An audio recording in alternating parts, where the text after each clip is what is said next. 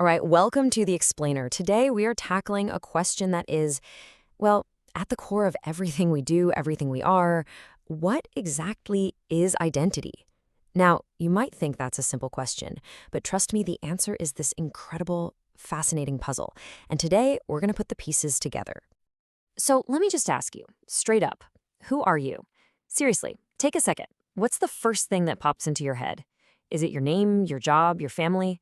Well, whatever you just thought of, your answer lands you right in the middle of a huge, centuries-old debate about what it even means to be a self. And that is the very puzzle we're digging into. We are going to explore the biggest question of all when it comes to who we are. Where does our identity actually come from? Is it something we're just born with, or is it something we build ourselves? You know, the whole debate really boils down to these two big ideas. On one side, you've got the people who say identity is given. It's fixed, it's handed to you at birth, kind of like a statue that's already been carved. But on the other side, you have the belief that identity is made, that it's something we are actively building and shaping our entire lives. This is the central fight, the real tension we're going to unpack. So let's start with that given camp. The formal name for this is primordialism. A political scientist named Harold Isaacs talked about this as our basic group identity. Think about it this way. You don't get to choose your family, right? Or the first language you ever spoke, or the culture you were born into. These are what they call primordial attachments. They're just there. They're part of you from day one. You know the saying, a leopard can't change its spots? That's kind of the vibe here. But then on the flip side, you have constructionism. This idea says, hold on a minute. Identity isn't some fixed blueprint we get at birth. No, it's more like a building that we are constantly constructing and sometimes renovating through all of our social interactions. It's shaped by history, by our experiences. From this point of view, who you are isn't just about blood or where you were born. It's a living project. And really importantly, it's something we have a hand in creating. Okay, but this is where it gets really interesting. Because even if you're in that made camp, the people who believe we build our identities, there's a whole other debate. If we are making our identities, how? How does that actually happen? Well, it turns out it's a constant push and a pull. And this captures that dynamic perfectly. On one hand, you have identity as an assignment. This is the world telling you who you are. It's the labels, the boxes, the expectations that society, your family, your friends put on you. But then, on the other hand, there's assertion, and that's you. That's you pushing back, claiming your own identity, and defining yourself on your own terms. The anthropologist Frederick Barth just nailed this idea. He said it's not one or the other. He said our identity gets formed right in that messy middle, in the interaction between what we claim for ourselves, what he called self-ascription, and what others say about us. It's a two-way street, a constant conversation going back and forth. And that conversation leads us to an even deeper question. Okay, where does the meaning of our identity come from? Does it come from the we? You know, the communities, the groups we belong to that give us our values?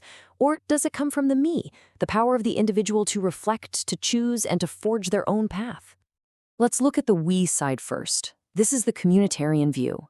From this perspective, you don't just wake up one day and choose your deepest commitments. You discover them. They're already there, waiting for you, within your community. Your culture, your group, that's the source of your values. And trying to detach yourself from that, well, that's not freedom. That's like cutting off a part of yourself. But then the liberal view comes back and champions the me. This idea argues that our greatest power is self-reflection, that we can and we should step back and take a hard look at the commitments we have. We can decide to endorse them, to change them, or maybe even to walk away from them entirely. In this view, communities are valuable, for sure, but they have value because we, as individuals, give them that value. So, wow, we've got all these tensions, right? Given versus made, assignment versus assertion, the community versus the individual. It can start to feel like this big, tangled knot. But what if the answer isn't about picking a side? What if the real answer is found inside the conversation itself?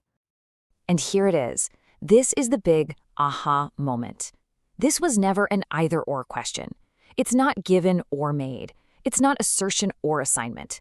The real magic, the truth of who we are, happens right there in the middle, in that powerful space where all these forces crash into each other. Our identity is forged in the center of this constant push and pull. And there's a great way to think about this. We can call it the dialogical model, inspired by, you guessed it, Frederick Barth. This is our key takeaway today.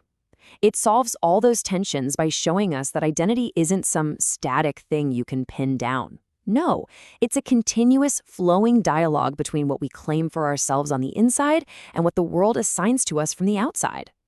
So how does this dialogue actually work in the real world? Well, it happens at what we call the social boundary, that invisible line we all draw between us and them. And at that line, there's a constant negotiation going on, a back and forth.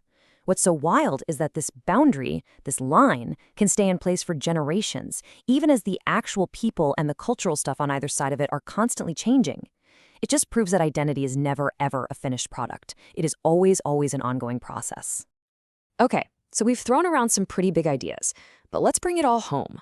What does any of this mean for you, for me, for us, just trying to live our lives? Why does this even matter? The sociologist Zygmunt Bauman put it perfectly. He said that forming our identity has become a lifelong task. It's something that is never, ever complete. We live in a world that's always shifting, and guess what? So are we. Your identity isn't some final destination you're supposed to arrive at. It is the journey. So, if you take away just one thing from all of this, let it be this. Your identity is not some fixed object you need to go out and find. It's not a treasure chest you have to unearth. It is a dynamic, living, breathing story. And here's the kicker. You're not the only author. You are co-authoring that story every single day, in a constant dialogue with the world around you. And that leaves us with one last, really powerful question to think about. If your identity is a story, and it's being written right now, in this very moment, who's holding the pen?